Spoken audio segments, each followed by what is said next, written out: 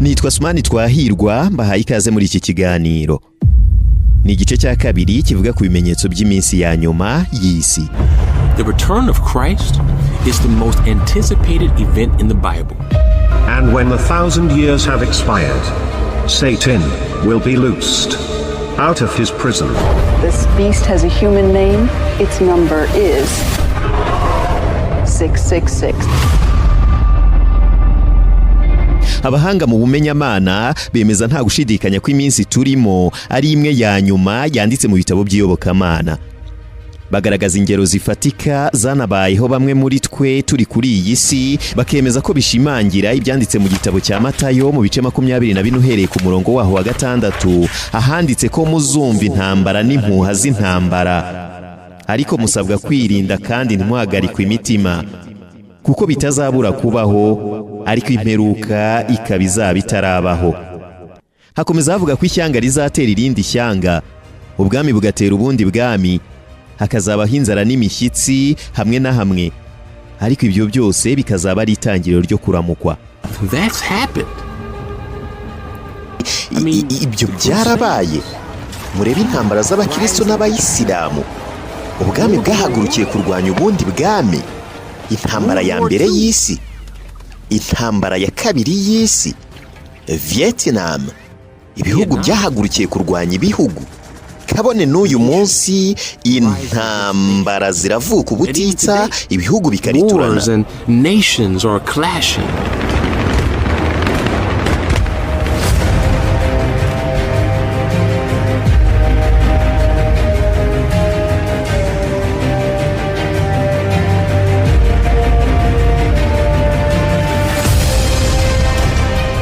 Ibyo bisobanuye intambara tubona uyu munsi, zaba into, inini, iz'amoko, iz'amadini, ubwicanyi ndetse no kugambanirana. Intambara zibasiye uburasirazuba bwo hagati bw'isi, ubwo ni mu bihugu by'Abarabu b'Abayisilamu n'Abayahudi. By'umwihariko intambara zabaye hagati ya Isirayeli na Palestina zishingirwaho bemeza ko zihatse ikimenyetso gikomeye cy'akaga, batekereza ko katari kasohora kagomba kugera ku burasirazuba bwo hagati, ariko kandi ziganisha ku mperuka y'ibihe. Nyamara ariko ibiri amambo, igitabo cya Ezekiyeli cyo mu muzingo w'igitabo cya Bibiliya cyanditswe Yesu ashigaje imyaka 2500 ngo aze kuri iyi si, kigaragaza ko Isirayeli izongera igakomera nk'urutare, ubwoko bw'Abayahudi bukongera bugakomera nk'urutare. Muribuka jenoside yakorewe Abayahudi mu Budage izwi nka Holocaust. Isirayeli yamaze imyaka hafi 1900 yarasibanganye, iza kongera kuvuka ibifashijwemo na Leta Zunze za Amerika zashakaga aho zikorera ibikorwa byazo bya gisirikare zigamije kwigarurira akarere k'uburasirazuba bwo hagati, bitewe n'ibirombe bya peteroli bihari, hakiyongeraho ubutare bwa uranium. Ukongera kubyuka kwa Isirayeli gufatwa nk'umugisha ku Bayahudi bari baratataniye imahanga, ariko kandi bigafatwa nk'akaga k'ibyavuzwe mu muzingo w'igitabo cya Ezekiyeli ko ubw'imperuka y'ibihe izaba yegereje, Isirayeli izongera ikabyuka ikaba igihugu gikomeye nk'urutare.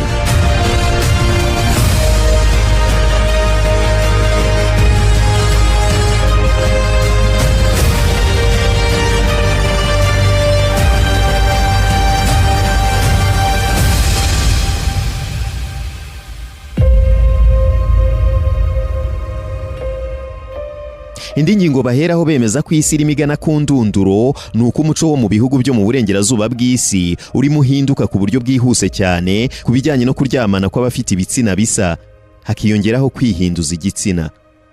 Mu gitabo cya Yuda umutwe wacyo wa mbere uhereye ku murongo wa 7 haranditse ngo, kandi ni Sodomu n'i Gomora n'imidugudu yari ihereranye naho, kuko abaho nabo bitanze bakiha ubusambanyi no kwendana mu buryo imibiri itaremewe. Iyo midugudu yashyiriweho kuba kabarore, ihanwa n'umuriro utazima. Bahereye kuri iyi nkuru igaragara mu muzingo w'igitabo cya Bibiliya, bemeza badashidikanya ko imperuka iri hafi, ndetse bagashimangira ko iyi migi ya Sodomu na Gomora yari imidugudu yari yaribasiwe n'ibi bintu, kandi yaje kurimburwa burundu iribagirana, ariko kuri iyi nshuro bwo ngo ntihazarimbuka umujyi cyangwa se igihugu, ahubwo hazarimbuka isi yose, kuko iyi gahunda yamaze gukwira mu bihugu byose bigize isi.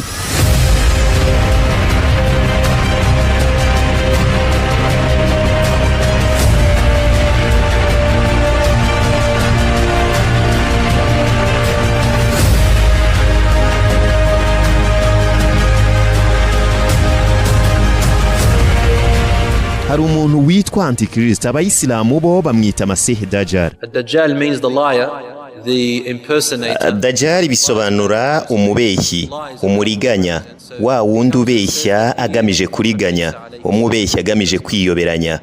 Niyo mpamvu azaza akavuga ko ari we Yesu, Imana imuha amahoro n'umugisha, ubwo azabaje bwa mbere.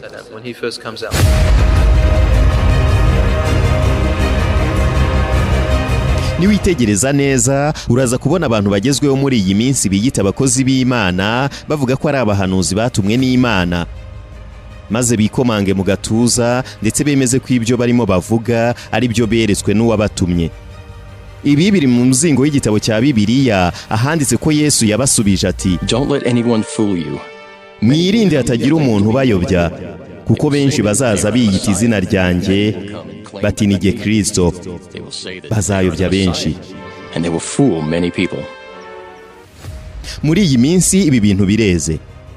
Muzabumva bavuga bati Imana nsenga si Bayali, urugero uyu mukobwa Imana yanyeretse ko ari we ugomba kwambara ikamba rya nyampinga mu Rwanda, kandi ibyo ntibibe.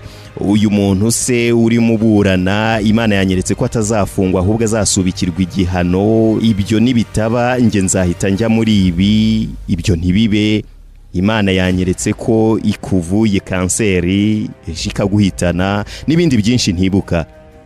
Hari abandi bazaza biyita abakozi b'Imana ndetse bakora ibitangaza ko indwara zikire. Abandi bakora ibitangaza bipapirano kugira ngo bizerwe bemerwe, ndetse ibyo bibaha ububasha bwo kwinjira mu rusengero rw'Imana. Abahanga bemeza ko antikristo atazaza ari umuntu, ahubwo nk'uko n'Imana ari umwuka, ngo nawe azaza mu ishusho y'umwuka, ahubwo akoresha basanze ku isi.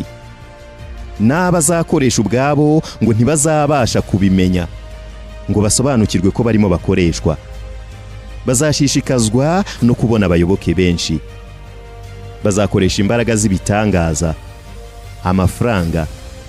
Bazaba ari indyarya cyane kandi bazi neza iki kiremwa muntu kirarikiye kurusha ibindi: urubyaro, ubutunzi, intsinzi mu kazi, gukira indwara n'ijuru. Igitabo cy'ibyahishuwe cyo kijya kure kikanavuga ko uyu antikristo unagereranywa n'umuhanuzi w'ibinyoma azaba afite ukwiyoberanya agakora umurimo nk'uw'umwuka wera akora, ngo icyo kizaba ari ikimenyetso cy'imperuka y'ibihe.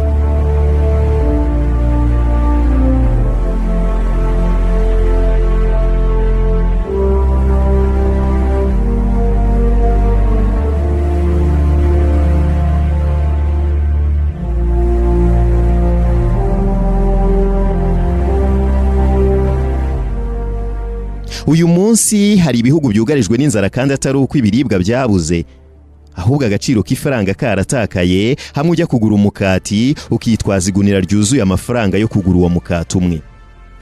Hari n'ahandi noneho ayo mafaranga afite agaciro ariko ibyo kuyagura bikaba ari ntabyo. Ibi birasobanura ibyanditse mu muzingo w'igitabo cya Bibiliya mu gitabo cy'ibyahishuwe umutwe wa 6 ku murongo waho wa 5 kugeza ku wa 6 ahanditse ngo, When the Lamb opened the third seal, I heard the third living creature say, umwana w'intama amennye ikimenyetso cya 3, numva ikizima cya 3 kivuga kiti, ngwino. Nuko ngiye kubona mbona ifarashi y'umukara, kandi uyicayeho yari afite urugero rw'indatira mu ntoki ze. Numva hagati y'ibyo bizima bine igisa n'ijwi rivuga riti, urugero rumwe rw'ingano rugurwa idenari imwe, n'ingero 3 za sayiri zigurwa idenari imwe, naho amavuta na vino ntugire icyo bitwara. But don't ruin the olive oil or the wine. Kugeza uyu munsi inzara iravuza ubuhuha mu bice bitandukanye by'isi, kuko urugero rumwe rw'ingano rurimo rugurwa idenari imwe. Aka kanya waba wibagiwe ibibazo intambara Uburusiya bwagabye muri Ukraine irimo iteza. Ibikomoka ku ngano byahise bibiyanga mu batuye isi, ibiciro by'ibikomoka kuri peteroli biratumbagira. Ibi bituma n'imbwije ari imbwije ujya kuzigura ukikorera umuhambiro w'amafaranga. Murabyibuka ko nigeze kubikomozaho. Uyu munsi umuryango w'abibumbye uratabariza ibihugu nka Somalia byibasiwe n'amafatari yarigeze abaho mu myaka 50 ishize. Intandaro y'iyi nzara ni ihindagurika ry'ikirere twe nyokomuntu twagizemo uruhare bikadukururira izuba ry'igikatu. Ibibusanye n'ibyo bikadukururira imyuzure. Hakiyongeraho ibyorezo bitandukanye nka COVID-19, hakajyaho uruhurirane rw'intambara zibasiye ibihugu byinshi kuri uyu mugabane twita isi. Ubutaka bwarashaririye kugeza ubwo buterwa imbuto igaherera mu nda y'isi. Ikiremwa muntu kirarwana no gukosora ibibazo byose, kikisanga kiri mu bindi biza bishimangira ibyo cyahungaga. Ibi birasa n'ibishimangira ibyanditse mu Ivanjiri ya Matayo ibice 24 ku murongo waho wa 7. Ahavuga ko hazaba inzara n'ibishyitsi hamwe na hamwe. Ikiremwa muntu kirakora ubushakashatsi bugamije guhindura ibintu uko byari biri, kikisanga cyateje ibindi bibi. Mu mvugo zizwi nka hadithi zo mu idini ya Isilamu zigaragaza ko intumwa y'Imana Muhammad sallallahu alaihi wasallam yavuze ko mu minsi ya nyuma imitingito izaba myinshi cyane kandi mu bihe byegeranye. Umwaka ukihuta cyane ku buryo abantu bahora mu bunani bitewe no kwihuta cyane. Ngo umwaka uzabungana n'ukwezi, ukwezi kungane n'icyumweru, icyumweru kibe kingana n'umunsi. Icyo gihe ubugambanyi buziyongera, ubwicanyi n'inyota y'amafaranga bisarika inyoko muntu. Ngo hazabaho imitingito ihozaho igera ubwo itigisa isi yasame, hazamuka umutwe wa Satani. Ni hadithi yakiriwe na Abu Huraira na Ibn Umar. Uyu munsi turumva amamiliyoni y'abantu bapfuye bazize imitingito, kandi irarushaho kwiyongera mu nshuro ndetse no mu bukana. Ibi kandi niko biherekejwe n'ibyorezo bivuka umunsi ku wundi, ibyinshi bigaterwa na za virusi kiremwa muntu gishotora kirimo kirwana no guhindura ibimenyetso by'iminsi ya nyuma y'imperuka y'ibihe, cyangwa se nazo zikakigabaho ibitero. Na n'uyu munsi turi kurwana na virusi itera sida, igituntu, Ebola, COVID-19, Zika, kolera, ibicurane by'ibiguruka. Hakiyongeraho izindi ndwara z'ibikatu nka malaria, fièvre jaune n'izindi nshobora kuba ntibuka.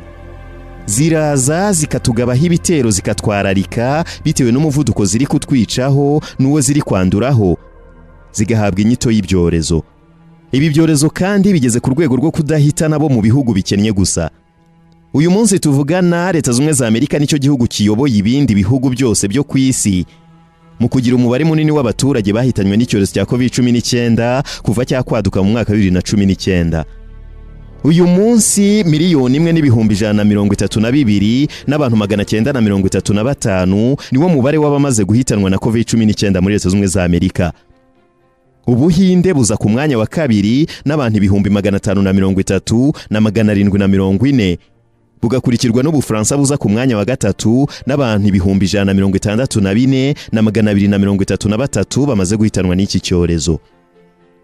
Ni imibare yo ku itariki ya mbere z'ukwezi kwa kabiri ku mwaka 2023 yashyizwe ahagaragara n'urubuga rwitwa #worldometer.info.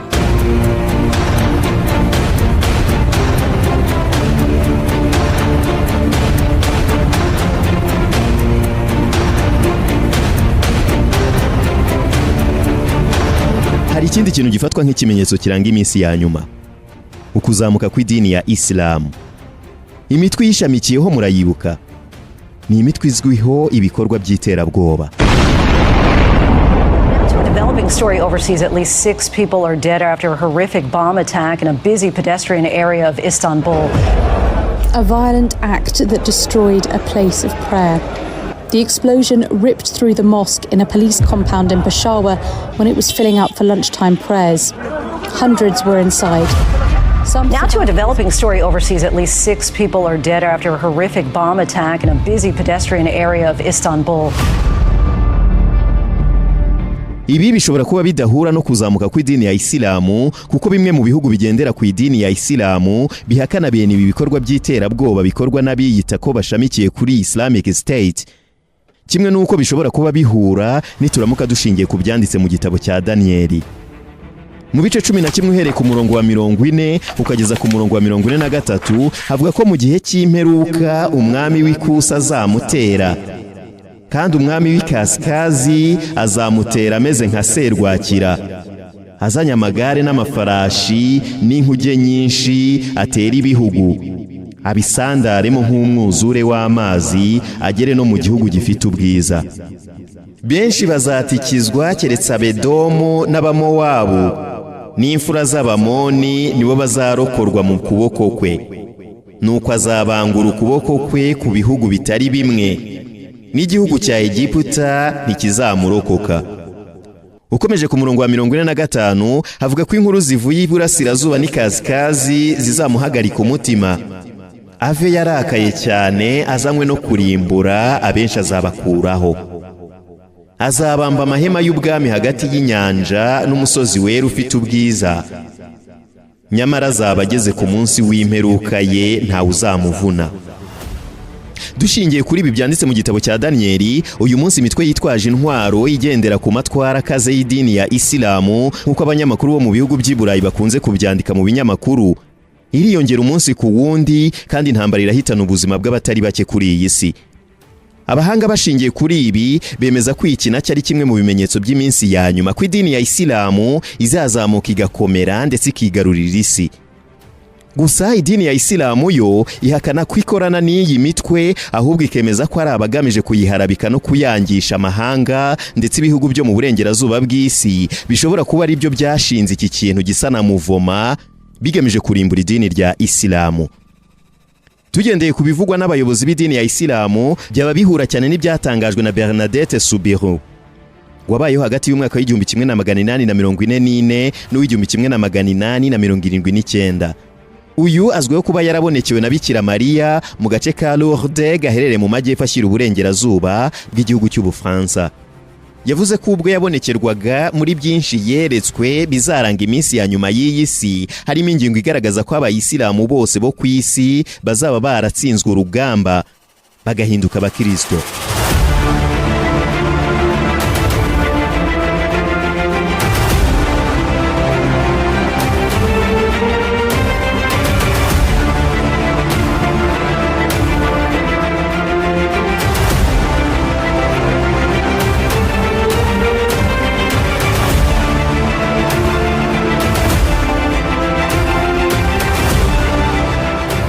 Ikindi kimenyetso abahanga bashingiraho bemeza ko turi mu bihe bya nyuma nuko ababyeyi bazabyara abana, ariko ababyeyi bakaba nk'abacakara cyangwa se abakozi b'abana, bakabategeka nk'aho ari abakozi babo, abana ntibaha agaciro ababyeyi babo.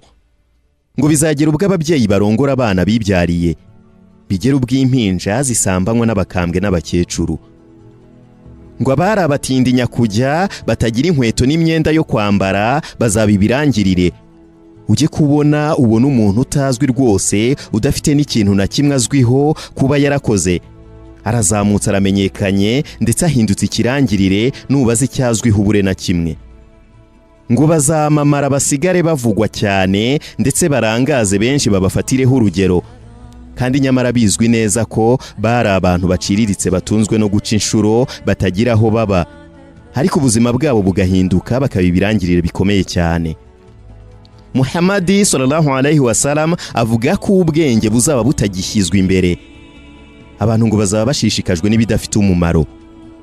Ngo igifite umumaro sicyo kizaba gicuruza, sicyo kizaba kiribwa, sicyo kizaba cyambarwa, igifite akamaro kizajugunywa. Ngo indagizo zizaburirwa irengero bitewe n'uko abashoboye akazi atari bo bazagahabwa, ahubwo abantu bazashyirwa mu myanya itabakwiriye.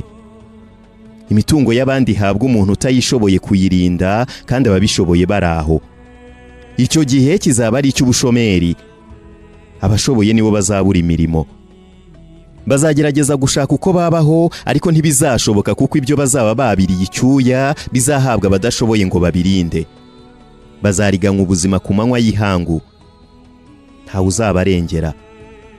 Abahanga bemeza ko ubu buzima aribwo tubayemo uyu munsi, kandi butari mu gihugu runaka, ahubwo ari ubuzima isi yose yamaze kwinjiramo. Ni naha dusubikiye ikiganiro cy'uyu munsi. Iki cyari igice cya kabiri. Ubutaha tuzagaruka ku mperuka nyirizina. Iki kiganiro cyitwa Hirya y'Imyemerere. Ni ikiganiro cya Radiant TV 10. Nge nitwa Asmani Twahirwa. Ndabakunda cyane. Shalom.